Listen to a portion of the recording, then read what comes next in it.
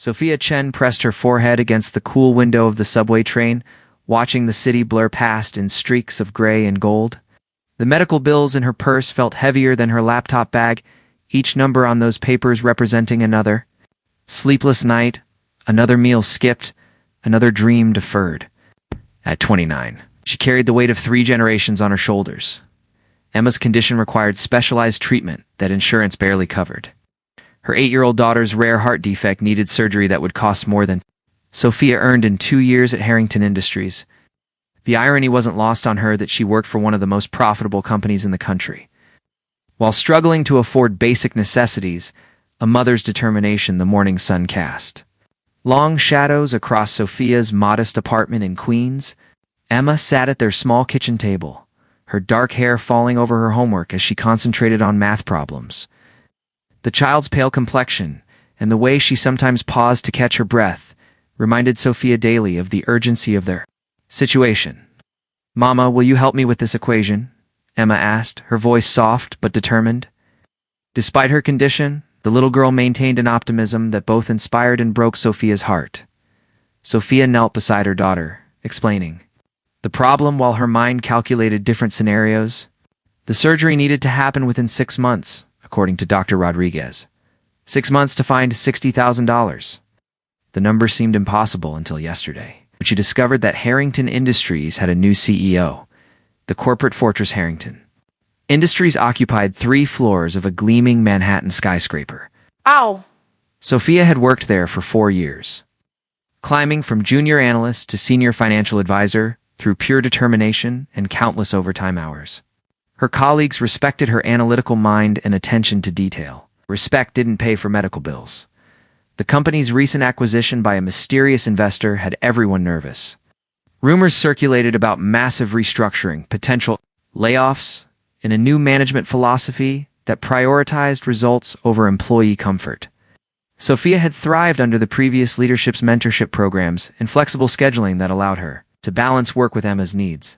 A calculated risk. Margaret Chen, Sophia's mother, had raised her to believe that honest work would always provide. The older woman had spent 40 years as a seamstress, supporting Sophia through college with unwavering faith in education as the path to security. Now, watching her granddaughter struggle with a condition that money could cure, Margaret encouraged Sophia to take bold action. "You've given that company for years of your life," Margaret said, folding laundry in their small living room. "You've increased their profits by millions, according to those reports you showed me. It's time they invested in you properly." The promotion to department head had been promised by the previous CEO, along with a salary increase that would make Emma's surgery possible, but promises from departed executives held no weight with new management. The executive floor. Sophia's hands trembled slightly as she pressed the button for the 42nd floor.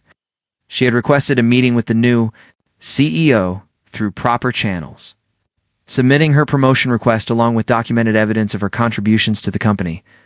The response had been immediate and surprising, a personal meeting scheduled for that afternoon. The executive floor exuded an intimidating elegance that made Sophia acutely aware of her department store suit and worn shoes. Crystal chandeliers hung from coffered ceilings and original artwork-lined walls that probably cost more than most people's annual salaries. This was a world where her struggles would seem insignificant, where $60,000 represented pocket change. The mysterious new leader Nicholas Harrington's office commanded a panoramic view of Manhattan that took Sophia's breath away. Floor-to-ceiling windows revealed the city spread out like a glittering circuit board, with Central Park creating a green oasis among the urban concrete. The man behind the massive mahogany desk, however, commanded even more attention than the spectacular view. At 35, Nicholas possessed the kind of presence that filled a room without effort. His dark hair was styled with casual precision, and his gray eyes seemed to analyze everything they observed. He wore his wealth like a second skin, comfortable and unquestioned. Yet there was something in his expression that suggested deeper complexity. "Miss Chen," he said, gesturing to the leather chair across from his desk. His voice carried traces of an accent she couldn't identify, cultured and precise. "I've reviewed your file extensively. Your performance metrics are impressive." The unexpected proposition. Sophia had prepared a presentation outlining her contributions. her value to the company, and her request for advancement. She had practiced in front of her bathroom mirror, anticipating questions about profit margins and client retention. Nothing had prepared her for the direction their conversation would take. "Your request for promotion to department head shows ambition," Nicholas continued, leaning back in his chair. "However, I believe in alternative compensation structures that reflect true value rather than traditional hierarchies." The way he said alternative sent an unexpected chill down Sophia's spine. There was something predatory in his gaze, a calculation that went beyond business metrics. "I'm not sure I understand," Sophia replied, maintaining her professional composure despite growing unease. Nicholas smiled, and the expression transformed his face from businessman to something far more dangerous. "Your personal situation with your daughter's medical needs creates an interesting dynamic. You need money quickly, and I need someone I can trust completely." The scandalous offer, the temperature in the office seemed to drop as Nicholas stood and walked around his desk, coming to lean against it directly in front of Sophia. The proximity was intimate and inappropriate, violating every standard of professional conduct she had ever known. One evening, he said, his voice dropping to barely above a whisper, "Dinner, conversation, and whatever develops naturally between two consenting adults. In exchange, I'll authorize not just your promotion, but a signing bonus that covers your daughter's medical expenses completely." Sophia's mouth went dry as she processed his words. The offer was simultaneously salvation and damnation. A solution to her desperate situation, wrapped in terms that violated everything she believed about herself.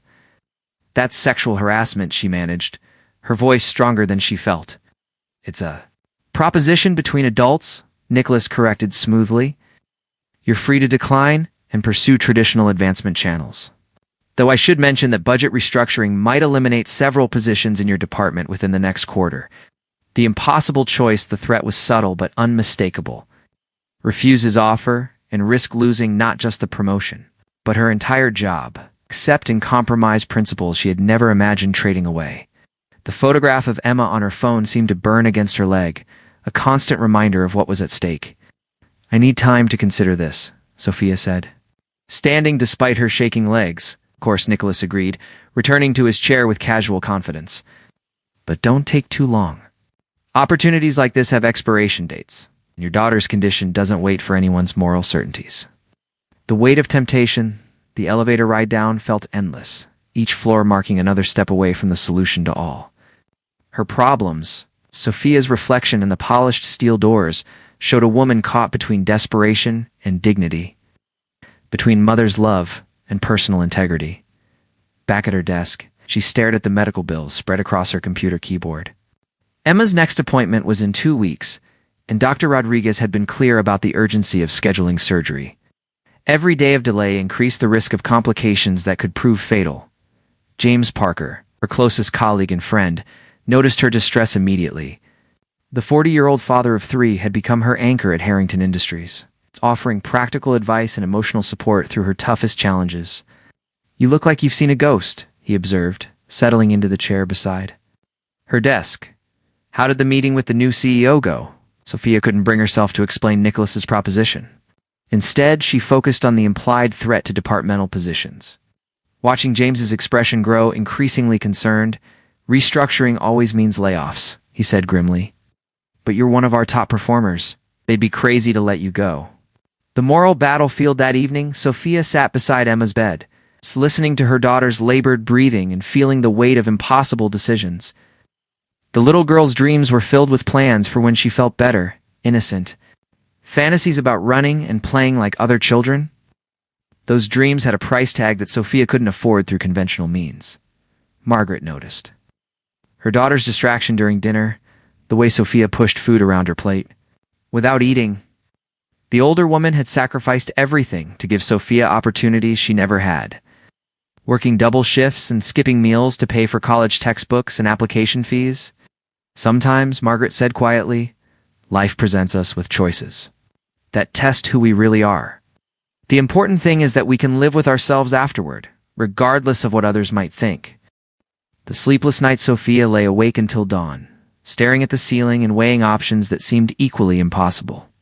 Nicholas's offer represented everything she despised about power imbalances and exploitation.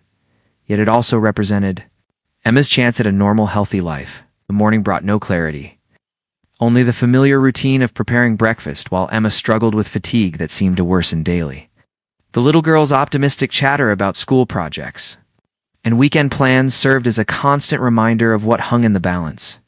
As Sophia prepared for another day at Harrington Industries, she realized that her decision had already been made. The only question remaining was whether she possessed the courage to follow through with it. In her purse, alongside the medical bills, she carried a business card with Nicholas Harrington's direct number. The card felt like both a lifeline and a trap, offering salvation at a price she had never imagined paying. The subway ride into Manhattan stretched before her like a journey into unknown territory, where the rules she had lived by no longer applied and the stakes were higher than she had ever dared imagine. Sophia spent her lunch break in the company library, searching through business databases for information about Nicholas Harrington. What she discovered was both fascinating and disturbing.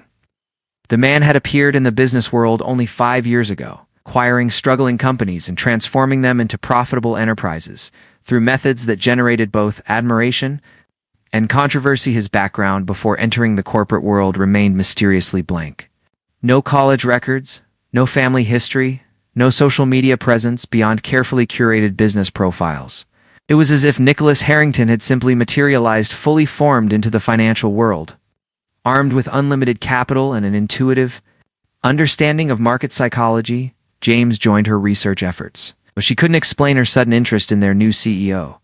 Together, they pieced together a pattern of acquisitions that seemed almost too successful to be coincidental. Companies that Nicholas acquired invariably possessed hidden assets or untapped potential that became apparent only after his involvement. The escalating pressure Emma's condition worsened over the weekend. A minor episode during Saturday morning. Cartoons left the 8-year-old breathless and pale, requiring an emergency visit to Dr. Rodriguez. The physician's expression grew increasingly grave as he reviewed the latest test results. "The surgery cannot wait much longer," he told Sophia privately. "Emma's heart is working too hard to compensate for the defect. We need to schedule the procedure within the next month, or we risk complications that could prove fatal." The timeline had accelerated beyond Sophia's worst fears. 1 month to find $60,000, watch her daughter's condition deteriorate beyond the point where surgery could help. The mathematical impossibility of the situation made Nicholas's proposition seem less like exploitation and more like divine intervention. The power play Monday morning brought an unexpected development. Sophia arrived at her desk to find a formal notice regarding departmental restructuring. 3 positions in her division would be eliminated by the end of the month, with decisions based on comprehensive performance evaluations conducted by the new management team. The timing felt deliberately calculated. Niquetso was demonstrating his power to control not just her immediate situation, but her long-term financial security. The message was clear: accept his offer, or risk losing everything she had worked for years to build. James read the notice with growing concern, recognizing the threat it represented to their entire team. "This is happening too fast," he observed. "Usually restructuring takes months of planning and evaluation. Someone wants these positions gone immediately." The unexpected call that afternoon, Sophia's phone rang with a number she didn't recognize. Mess School appeared on the caller ID, sending immediate panic through her chest. She answered, expecting news of another medical episode, but instead found herself speaking with the principal about an extraordinary development. "Miss Chen, I wanted to inform you personally that an anonymous donor has established a medical fund specifically for Emma's treatment. The entire cost of her surgery and recovery has been covered, along with follow-up care for the next 5 years." Sophia sank into her chair, overwhelmed by relief and suspicion in equal measure. The timing was too convenient, the amount too precise. Only one person possessed both the resources and the motivation to make such a gesture, and his intentions were far from altruistic. The confrontation. Sophia marched to the executive floor that evening, for most employees had left for the day.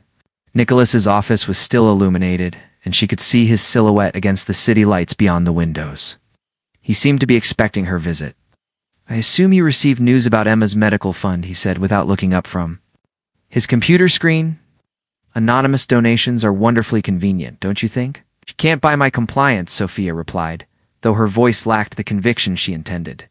The relief of knowing Emma's surgery was secured made it difficult to maintain her anger. Nicholas finally turned to face her, and she was struck again by the complexity of his expression. There was triumph there, certainly, but also something that might have been genuine concern. "I'm not buying anything," he said calmly. "I'm investing in potential.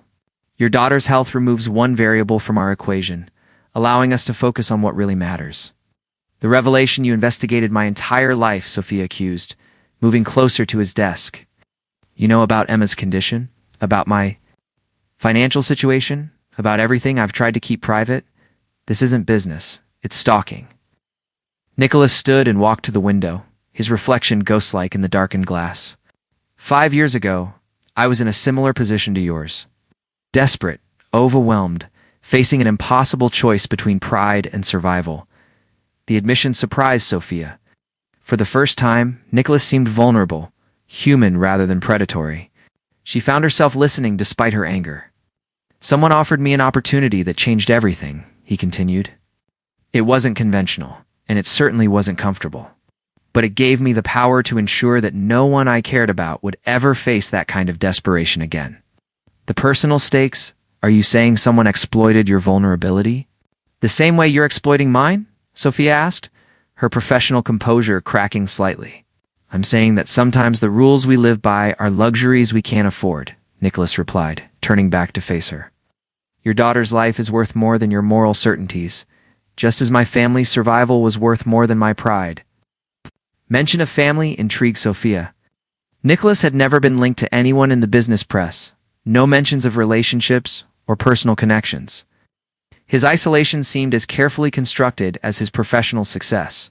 "What family?" she pressed, sensing an opportunity to understand the man behind the corporate facade. The unexpected truth Nicholas's expression shifted, revealing a pain so raw that Sophia instinctively stepped back. Whatever had driven him to his current position involved losses that clearly still haunted him. "I had a younger sister," he said quietly. "Brilliant, talented, full of dreams about changing the world through environmental science. She developed cancer during her final year of college, a rare form that required experimental treatment not covered by any insurance." Sophia felt her anger begin to dissolve, replaced by unwilling sympathy. The parallel to her own situation was unmistakable, though she sensed Nicholas's story had a different ending. The treatment was available, but it cost more money than our family had ever seen. "I was working 3 jobs while finishing business school, but it wasn't enough. Nothing was enough. The driving force, she died while I was still trying to find a way to pay for her care," Nicholas continued, his voice barely above a whisper. "The irony is that the money became available 2 weeks after her funeral, when someone finally decided to invest in a business plan. I'd been shopping around for months." The revelation recontextualized everything Sophia thought she understood about Nicholas's motivations. His pursuit of her wasn't simple predatory behavior, but a complex response to his own traumatic experience with helplessness. "So you built an empire to ensure you'd never be powerless again," Sophia observed.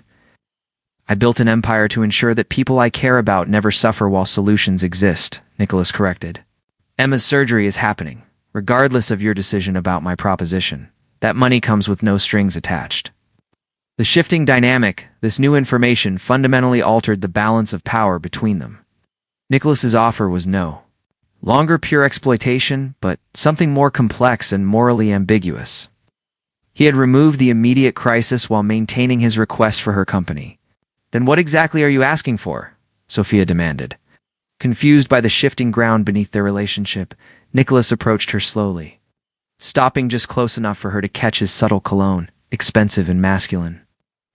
"Asking for someone who understands what it means to fight for the people you love, someone who knows the weight of responsibility and the price of survival." Despite every rational instinct, Sophia found herself responding to Nicholas's proximity. The man was undeniably attractive, but more than that, he possessed a depth of understanding about her struggles that no one else in her life could match. He had walked a similar path and emerged with the power to change everything. One evening, she said, echoing his original proposition, Dinner and conversation between two people who understand each other's burdens.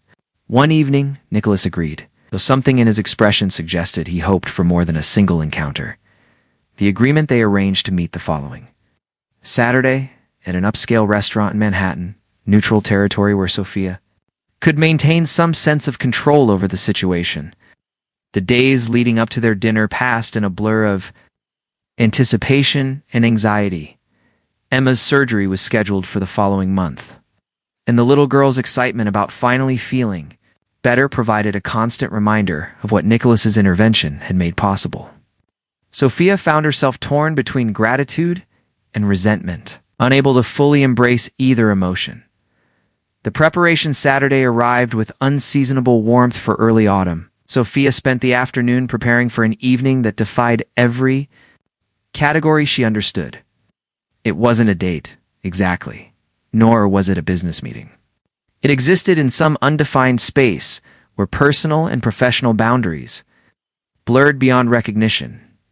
She chose a simple black dress that managed to be both elegant and conservative, appropriate for dinner at an expensive restaurant without suggesting availability.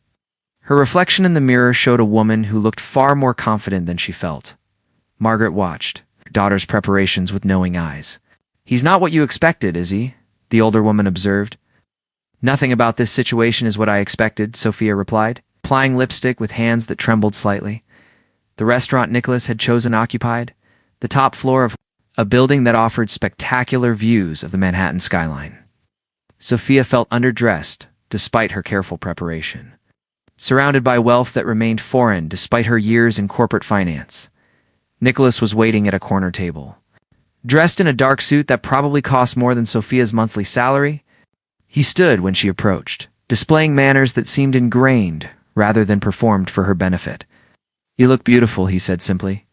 Pulling out her chair with old-fashioned courtesy, the unexpected connection their conversation began. Tentatively, each testing the boundaries of this strange new dynamic. But as the evening progressed, Sophia discovered that Nicholas possessed not just wealth and power, but genuine intelligence and unexpected humor.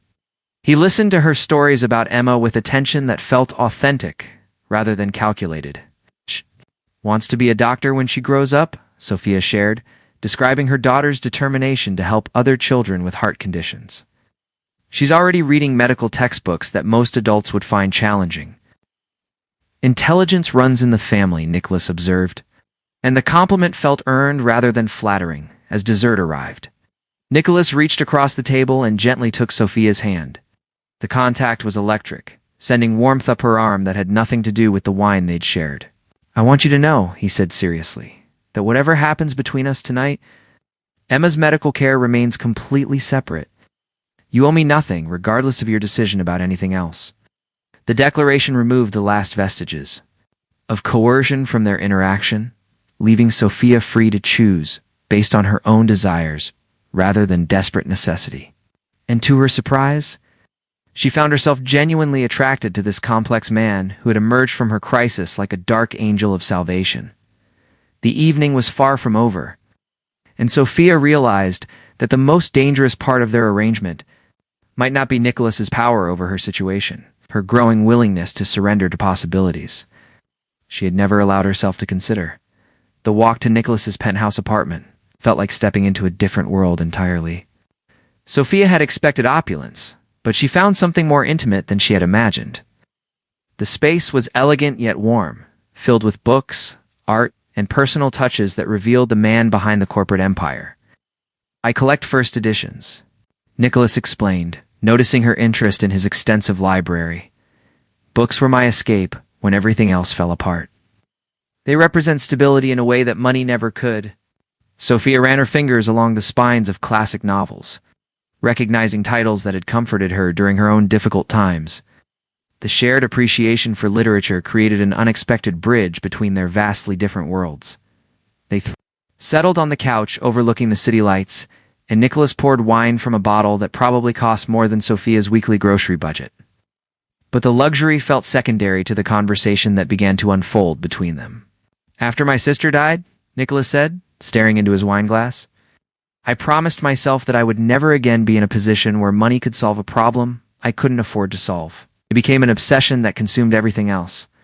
In my life, Sophia studied his profile in the soft lighting, seeing beyond the confident facade to the grieving brother who had never fully healed from his loss. Is that why you've never married, never had a family of your own? How do you risk loving someone when you know how easily they can be taken away? Nicholas replied, his voice heavy with years of carefully maintained isolation.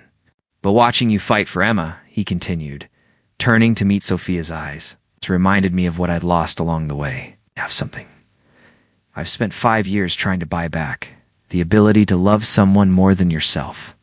The admission hung between them, more intimate than any physical contact they might share. Sophia felt her carefully constructed defenses beginning to crumble under the weight of his honesty. You don't know me well enough to love me, she said, though her voice lacked conviction.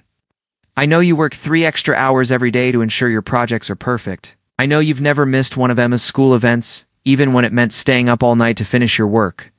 I know you haven't bought yourself new clothes in 2 years because every spare dollar goes toward Emma's care. Nicholas's knowledge of her life was both disturbing and deeply moving. He had seen her in ways that even her closest friends hadn't, recognized understanding the sacrifices she made without ever expecting recognition or gratitude.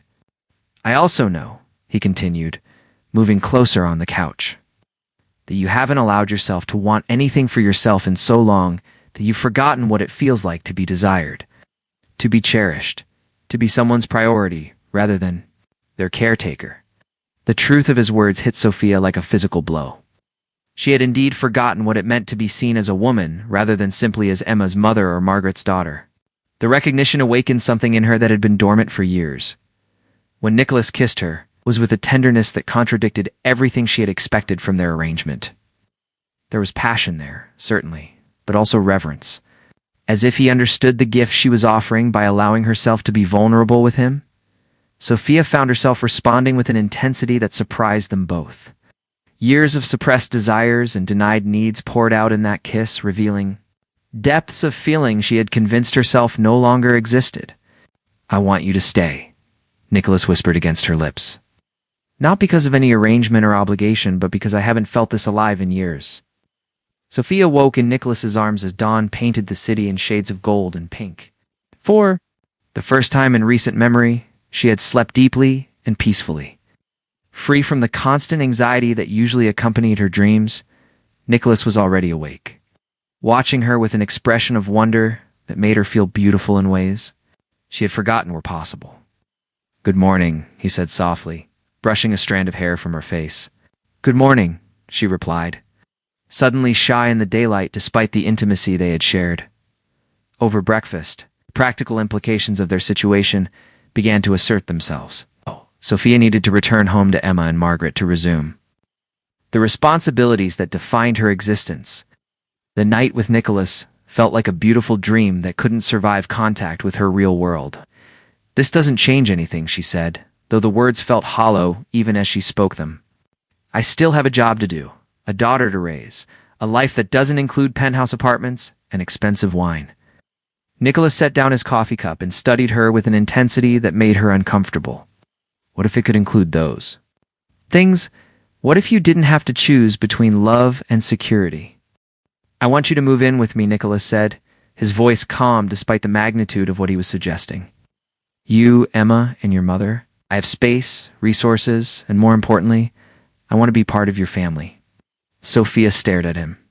In shock, the proposition went far beyond anything she had imagined when she first agreed to their arrangement. You can't be serious. We barely know each other. I know enough, Nicholas replied firmly. I know that Emma lights up when she talks about her science projects. I know that your mother worries about being a burden despite how much you treasure her presence. I know that you deserve a partner who can support your dreams instead of someone you have to support despite your dreams. That afternoon, while Emma napped and Margaret tended her garden, Sophia conducted her own investigation into Nicholas's background. What she discovered both alarmed and intrigued her. The business databases told only part of his story, revealing a pattern of acquisitions that seemed almost too successful to be coincidental. But deeper research revealed something else entirely. Nicholas Harrington had indeed appeared in the business world 5 years ago, but not from nowhere. He had emerged from a federal witness protection program, where he had been placed after testifying against a corporate conspiracy that had cost his sister her life, the pharmaceutical company that had denied his sister's insurance claims for experimental cancer treatment had been engaged in systematic fraud, deliberately denying coverage for expensive procedures to inflate their profit margins. Nicholas had spent 2 years gathering evidence and building a case that eventually brought down the entire organization.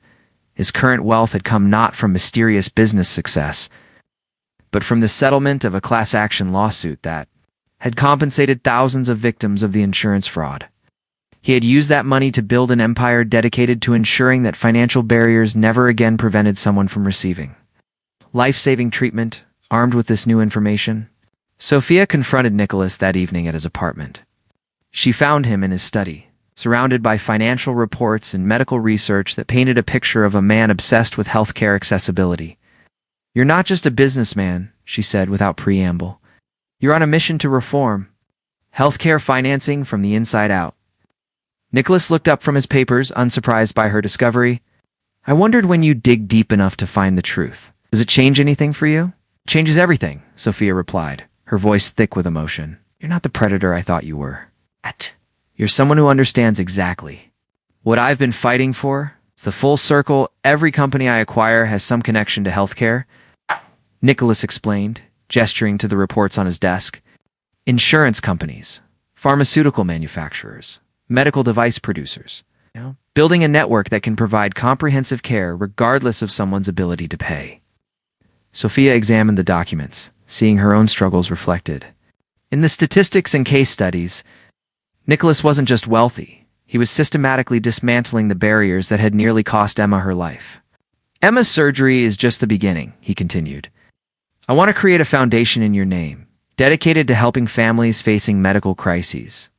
Your experience, your insight, your compassion could help thousands of people." The proposal was breathtaking in its scope and generosity. Nicholas wasn't just offering personal security, but the opportunity to transform her pain into purpose, to ensure that other families wouldn't face the desperate choices she had confronted. "You're asking me to become your partner in more than just love," Sophia realized. "I'm asking you to help me build something that matters," Nicholas replied. "Together, we can create the kind of safety net that should have existed for both our families." The family meeting that weekend, Nicholas came to dinner at Sophia's apartment, meeting Emma and Margaret in their modest home. Sophia watched nervously as her worlds collided, uncertain how her family would react to the man who had so dramatically altered their circumstances. Emma was initially shy, but quickly warmed to Nicholas's genuine interest in her scientific experiments. "And her plans for medical school?" Margaret observed him with the shrewd, cogent intelligence of someone who had raised a daughter alone and recognized strength when she saw it. "He looks at you the way your father looked at me before life got complicated," Margaret told Sophia privately, while Nicholas helped Emma with a chemistry project.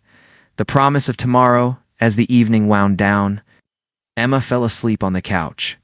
Between Sophia and Nicholas, exhausted from excitement about her upcoming surgery and her new friend who knew so much about science, the domestic scene felt natural in a way that surprised them all. "This is what I want," Nicholas said quietly, careful not to wake Emma. Not just the glamour and excitement, but the ordinary moments that make life meaningful. Sophia looked around their small apartment, seeing it through Nicholas's eyes. He wasn't slumming or playing at normalcy. He was genuinely enchanted by the warmth and love that money couldn't buy. 3 weeks later, Emma's surgery was a complete success. As Sophia watched her daughter take her first deep, unrestricted breath in years, she understood that some decisions were already made by the heart long before the mind accepted them.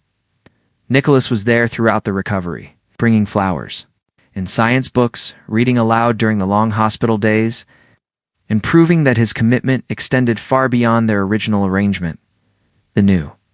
Beginning 6 months after Emma's surgery, Sophia found herself standing in the penthouse apartment that had become home, watching her daughter play with the telescope Nicholas had bought for her birthday. Margaret had her own suite with a private garden, and the older woman had never been happier. The foundation they had created together was already helping dozens of families, providing not just financial assistance, but advocacy and support through medical crises. Sophia's work gave her purpose that went far beyond personal survival. Their wedding was small and intimate. Held in the hospital's children's garden, where Emma had spent so many hours during her recovery, Dr. Rodriguez officiated. Declaring that he had never seen a couple whose love had literally saved lives, Emma served as the ring-bearer. Her healthy complexion and boundless energy serving as a testament to the power of love, determination, and the willingness to take extraordinary risks for the people who matter most. As Sophia danced with her new husband at their reception, she reflected on the journey that had brought them together. What had begun as desperate circumstance had evolved into a love story that neither of them could have imagined. "No regrets," Nicholas whispered in her ear as they swayed to music that seemed written just for them. "No regrets," Sophia agreed, knowing that some of life's greatest gifts come disguised as impossible choices. Their story proved that sometimes the most unconventional beginnings can lead to the most beautiful endings. And that love, when it's real, has the power to transform even the most challenging circumstances into the foundation for lasting happiness. In the end, Sophia had gained far more than financial security. She had found a partner who shared her values, supported her dreams, and loved her family as his own. And Nicholas had discovered that the greatest wealth wasn't measured in money, but in the daily joy of loving and being loved by people who chose to stay not out of obligation, but out of genuine affection and shared purpose. Together, it built something beautiful from the ashes of their separate struggles, proving that sometimes the best love stories begin with the courage to risk everything for the chance at something extraordinary.